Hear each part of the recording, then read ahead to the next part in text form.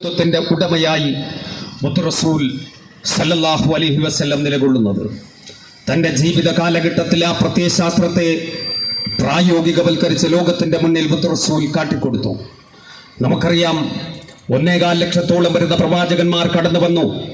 അതിന്റെ അവസാനത്തെ കണ്ണിയായിട്ടാണ് ഹബീബായ മുത്ത് കടന്നു വന്നത്. പ്രവാചകൻ സല്ലല്ലാഹു അലൈഹി വസല്ലം സാർവകാലികമായ വിശ്വസാഹോദര്യത്തിന്റെ ആ പ്രത്യയശാസ്ത്രത്തെ ലോകത്തിന്റെ മുമ്പിൽ പ്രായോഗികവൽക്കരിച്ചപ്പോൾ ഒരു ഭാഗം നമുക്ക് കൃത്യമായി അറിയാം. കാരുണ്യത്തിന്റെ, സമാധാനത്തിന്റെ, സഹിഷ്ണുതയുടെ, സ്നേഹത്തിന്റെ എല്ലാ അധ്യായങ്ങളുമാണ് അതിൽ പ്രവാചകൻ പ്രായോഗികവൽക്കരിച്ചത്. അതേ പ്രകാരം തന്നെ നമുക്ക് കാണുവാൻ സാധിക്കും, പ്രവാചകൻ സ്നേഹത്തിന്റെ പ്രതിരൂപമായിരിക്കുമ്പോൾ, കാരുണ്യത്തിന്റെ കടലായിരിക്കുമ്പോൾ, അതേ സന്ദർഭത്തിൽ തന്നെ ചൂഷകർക്കെതിരിൽ പ്രവാചകൻ ഒരു ചൂണ്ടുവിരലായിരുന്നു. അതും നമുക്ക് ചരിത്രത്തിൽ കാണുവാൻ സാധിക്കും. അധിനിവേശത്തിനെതിരിൽ പ്രവാചകൻ അധിനിവേശത്തിന്റെ അന്ത്യം കുറിച്ചുകൊണ്ടുള്ള ദൗത്യമാണ് നിർവഹിച്ചത് എന്നുള്ളതും ചരിത്രത്തിൽ നമുക്ക് കാണുവാൻ സാധിക്കും. പ്രവാചകൻ സല്ലല്ലാഹു അലൈഹി വസല്ലം സൂചിപ്പിക്കുകയുണ്ടായി, അതിന് കിടന്ന സഹിഷ്ണുത അല്ലെങ്കിൽ നിഷ്ക്രിയത്വം, അതിലല്ല ഈമാൻ എന്ന് പറയുന്നത്. നിങ്ങളുടെ അതിരുകടന്ന അല്ലെങ്കിൽ ആരാധനാ കർമ്മങ്ങളിലുള്ള അഭിനിവേശം മാത്രമല്ല വിശ്വാസം എന്ന് പറയുന്നത്. പിന്നെയോ അനീതിക്കെതിലുള്ള, തിന്മകൾക്കെതിലുള്ള പോരാട്ടം കൂടിയാണ് വിശ്വാസം അഥവാ ഈമാൻ എന്ന് മുത്തുറസൂൽ സല്ലല്ലാഹു അലൈഹി വസല്ലം ഈ ലോകത്തിന്റെ മുമ്പിൽ കൃത്യമായി വരച്ചു കാട്ടിയിട്ടാണ് കടന്നുപോയത്. എല്ലാ മനുഷ്യരെയും സമൂഹത്തിന്റെ സമതലത്തിൽ സമന്വയിപ്പിക്കാൻ പ്രവാചകന് സാധിച്ചു. വിശ്വവിമോചനത്തിന്റെ, വിശ്വമാനവികതയുടെ, സാർവലൗകിക സാഹോദര്യത്തിന്റെ ഉദാത്തമായ സന്ദേശം. യാ അയ്യുഹന്നാസ് ഇന്നാ ഖലഖനാകും മിൻ ദക്കരിൻ വ ഉൻസ വജഅൽനാകും ശുഉബൻ വ ഖബാഇൽ ലിതആറഫു ഇന്ന അക്രമകും ഇൻദല്ലാഹി അത്ഖാകും. ഏ മാനവ സമൂഹമേ, നിങ്ങൾ ഒരാണിൽ നിന്നും ഒരു പെണ്ണിൽ നിന്നും സൃഷ്ടിച്ചു. വ്യത്യസ്ത വിഭാഗങ്ങളും ഗോത്രങ്ങളുമാക്കി മാറ്റിയത് പരസ്പരം പോരടിക്കുന്നതിനല്ല, നിങ്ങൾക്കൊരു ഐഡന്റിറ്റി ഉണ്ടാകുന്നതിന് വേണ്ടി മാത്രമാണ്. തഖ്വയാണ്, സൂക്ഷ്മതയാണ്, ധാർമ്മികമായ ജീവിതമാണ് ദൈവത്തിന്റെ അടുക്കൽ മഹത്വത്തിന്റെ മാനദണ്ഡം എന്ന് പ്രവാചകൻ വരച്ചുകാട്ടി. ആ ഖുർആനിക സൂക്തം ഓതി കടന്നു പോവുക മാത്രമല്ല ചെയ്തത്, പിന്നെയോ പ്രായോഗികവൽക്കരിച്ച് കാട്ടിക്കൊടുത്തു.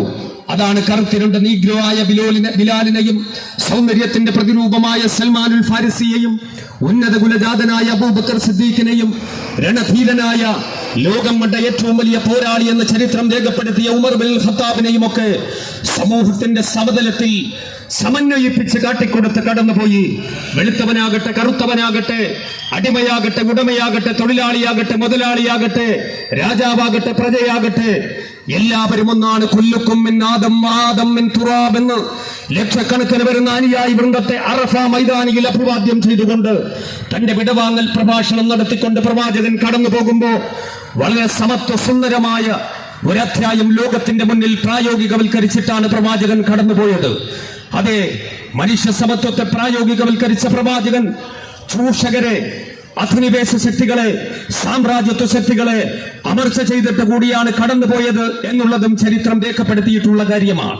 മക്ക ഖുറൈശികളുടെ വംശീയ ബോധത്തെ തുടച്ചു നീക്കിയ മുത്തുറസൂൽ പേർഷ്യൻ, റോമ സാമ്രാജ്യങ്ങളെ കില്യം കൊള്ളിച്ചിരുന്ന പ്രവാചകൻ മുത്തുറസൂൽ അടിമകളെ സംബന്ധിച്ചിടത്തോളം അവർക്ക് വിമോചനം നൽകിയിട്ടാണ് മനുഷ്യരെ അടിമകളാക്കി വെച്ചവർക്ക് മുന്നിൽ വിമോചനത്തിന്റെ പടപ്പാട്ടുകൾ പാടി 1000 പ്രതിരോധ സമരങ്ങൾ തീർത്തതിന് ശേഷം, അവരെ മോചിപ്പിച്ചതിന് ശേഷം, കുഴിച്ചുമൂടപ്പെട്ട സ്ത്രീത്വത്തെ പുനരുജ്ജീവിപ്പിച്ചതിന് ശേഷം, അവകാശങ്ങൾ നിഷേധിക്കപ്പെട്ട തൊഴിലാളി വർഗത്തിന്റെ വേതനം അവന്റെ വിയർപ്പ് ഗണങ്ങൾ ഉണങ്ങുന്നതിന് മുമ്പ് അവന്റെ കയ്യിൽ സമ്മാനിക്കുന്ന സമത്വ സുന്ദരമായ സോഷ്യലിസത്തിന്റെ ഒരു കാലഘട്ടം ലോകത്തിന്റെ മുന്നിൽ പ്രായോഗികവൽക്കരിച്ചിട്ടാണ്, സാധ്യതമാക്കിയിട്ടാണ് മുത്തുറസൂൽ സല്ലല്ലാഹു അലൈഹി വസല്ലം കടന്നുപോയത്. 14 പിന്നിടുന്നു. ഇന്ന് കേരളത്തിൽ നിന്ന് പോലും പലരും ആ പ്രവാചകന്റെ പ്രകീർത്തനങ്ങൾ അന്ന് മുതൽ ഇന്ന് വരെ പാടിപ്പുകഴ്ത്തിക്കൊണ്ടിരിക്കുന്നു. ഞാൻ അതിലേക്കൊന്നും കടന്നു പോകുന്നില്ല. എല്ലാ അധിനിവേശ ശക്തികളെയും എല്ലാ ദുഷ്ടശക്തികളെയും അമർച്ച ചെയ്ത് സ്വാതന്ത്ര്യത്തിന്റെ, മനുഷ്യാവകാശത്തിന്റെ, മനുഷ്യ സമത്വത്തിന്റെ, സാർവലൗകിക സാഹോദര്യത്തിന്റെ ഏറ്റവും ഉജ്ജ്വലമായ ഒരു പ്രത്യയശാസ്ത്രം ലോകത്ത് പ്രായോഗികവൽക്കരിച്ച് കടന്നുപോയ മുത്തറസൂലിന്റെ 1500ാമത് ജന്മദിനം ലോകമെമ്പാടും വിവിധ പരിപാടികളിലൂടെ ആചരിച്ചുകൊണ്ടിരിക്കുന്ന സന്ദർഭത്തിൽ പ്രിയമുള്ളവരെ, ഏറ്റവും അധികം ദുഃഖകരമായ ഒരു കാലഘട്ടത്തിലാണ് നാം നിലകൊള്ളുന്നത്. ഇവിടെ എല്ലാവരും സൂചിപ്പിക്കുകയുണ്ടായി, ഈ പരിപാടി നടന്നുകൊണ്ടിരിക്കുന്ന സന്ദർഭത്തിലും ഈ പ്രോഗ്രാം, ഈ റാലിയൊക്കെ ഇവിടെ നടക്കുന്ന സന്ദർഭത്തിലും അങ്ങ് ഫലസ്തീനിൽ എന്താണ് സംഭവിച്ചുകൊണ്ടിരിക്കുന്നത്? ചരിത്രം എങ്ങനെയാണ് അതിനെ രേഖപ്പെടുത്തുക?